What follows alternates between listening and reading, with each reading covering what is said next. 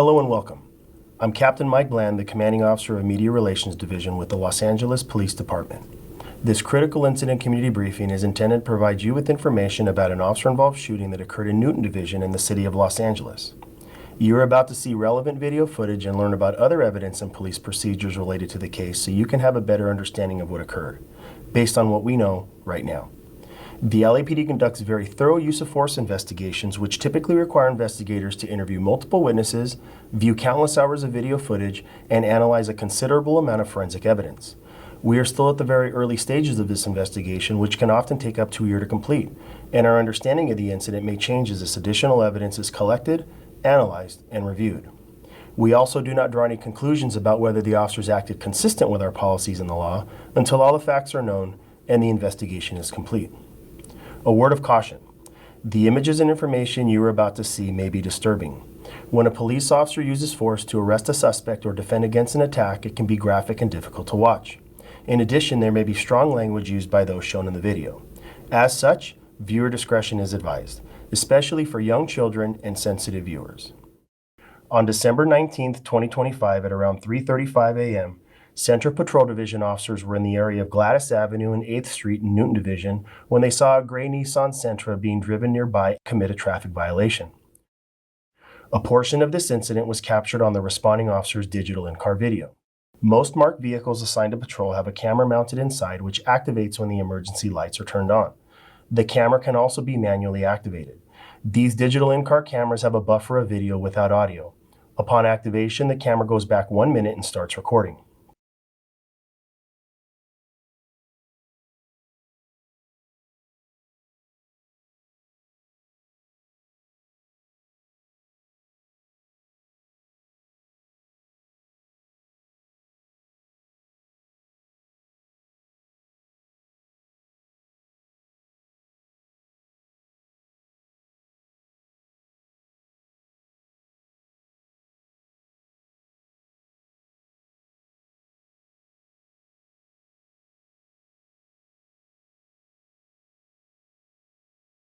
The officers initiated a traffic stop on the Nissan, provided the license plate number over the radio, and contacted both the driver and passenger. Here is the corresponding radio broadcast. Show me code 6 on Gladys and 8 on. Can I get the demon what's warrant? A portion of this incident was captured on the responding officer's body-worn video. Body-worn video cameras are used by most officers assigned to field duties. They are worn at chest level and capture a general perspective within line of sight from that angle. The angle of the camera prohibits viewers from seeing everything the officer saw and experienced.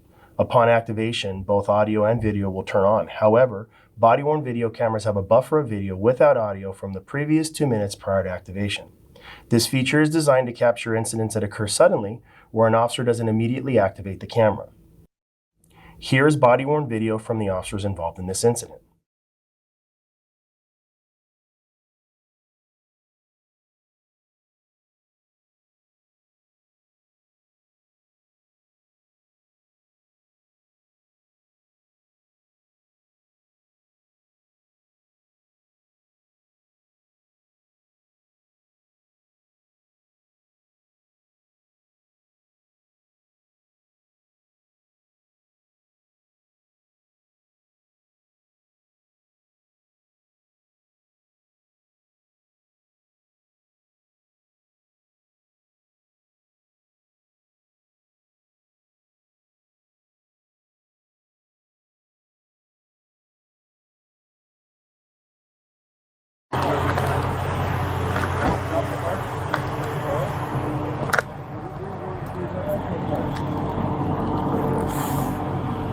Clinic 23, code 6, Gladys and 8 on.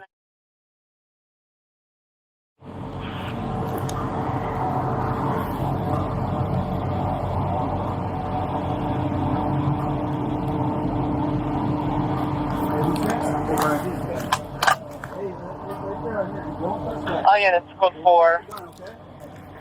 4004 South Vermont, suspect in custody. One next minute, they're going to get a backup of the 10 with a gun. We're going to be on Gladys and 8 having us respond northbound only. During the traffic stop and after contacting both of the occupants, the officers observed a pistol grip of an object resembling a handgun between the front passenger's legs and ordered the passenger not to move.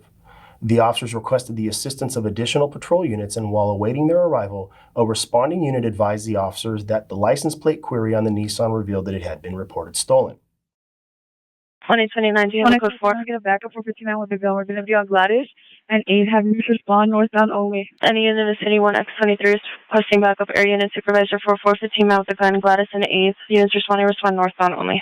Lady. 198 61. 29, we're en route. Advise them it's a code 37 vehicle. 1X23, 1829 advised it's a code 37 vehicle license. That passenger was later identified as Angel Cruz. As additional patrol units arrived, the officers continued giving the occupants of the vehicle repeated verbal commands not to move or reach for the object resembling a handgun. However, Cruz did not comply with the officer's verbal commands and instead raised the object resembling a handgun from between his legs, resulting in an officer-involved shooting. Lady, code 6, make murder.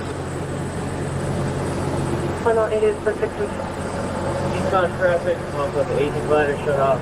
The westbound traffic, 80 glider shut off. Hey, I got you! Where am I? 1 is protecting units to walk eastbound traffic. 8 and Gladys and westbound traffic, 8 and Gladys. 29, be advised. The occupants of the vehicle. We're really trying to pull out the car right now.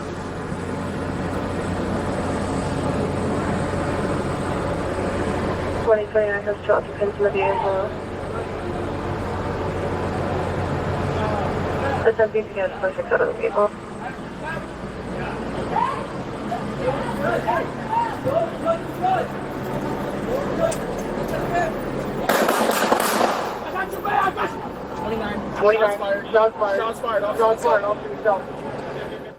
Here is additional body-worn video from the officers involved in this incident.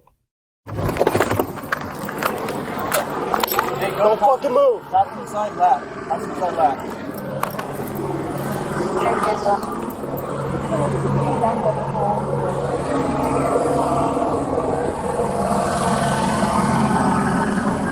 you actually get units set up on Lady, site? code 6, make murder.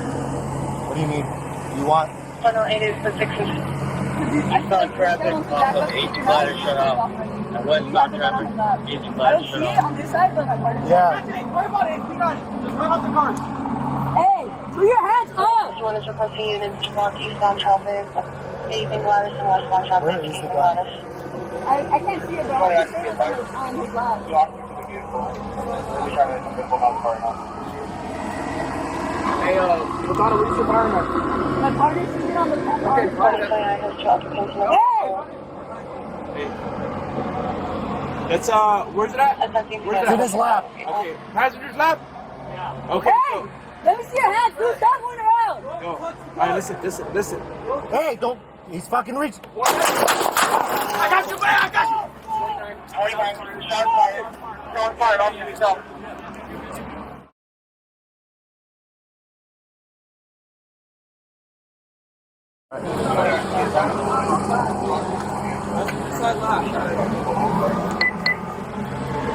Hey, Masana, where do you see a fireman?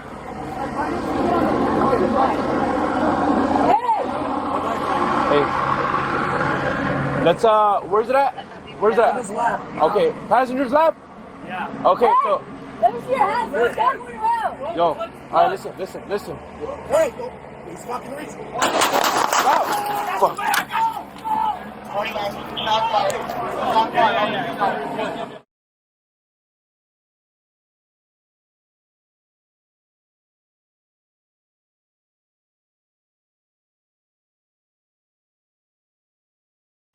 A portion of this incident was also captured by a surveillance video from a nearby business.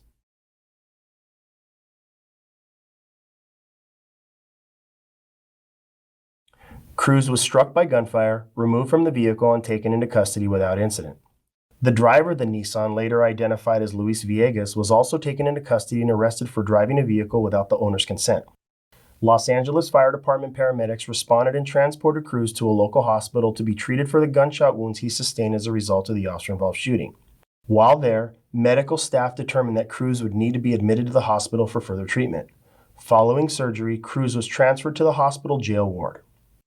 It was later discovered that the object resembling a handgun was a replica handgun torch lighter with a pistol grip. Investigators recovered the torch lighter at scene and booked it as evidence. Cruz was absentee booked for drawing or exhibiting an imitation firearm. On December 23, 2025, the Los Angeles County District Attorney's Office filed the following charges against Cruz: 1 count of resisting arrest and 1 count of drawing or exhibiting an imitation firearm. Also, the following charge was filed against Villegas: 1 count of driving a vehicle without the owner's consent.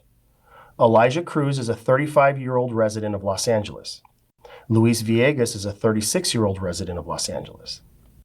In the next several months, the LAPD will continue to investigate and analyze this incident. We will continue interviewing any new witnesses that may come forward and complete any forensic tests as new evidence is found.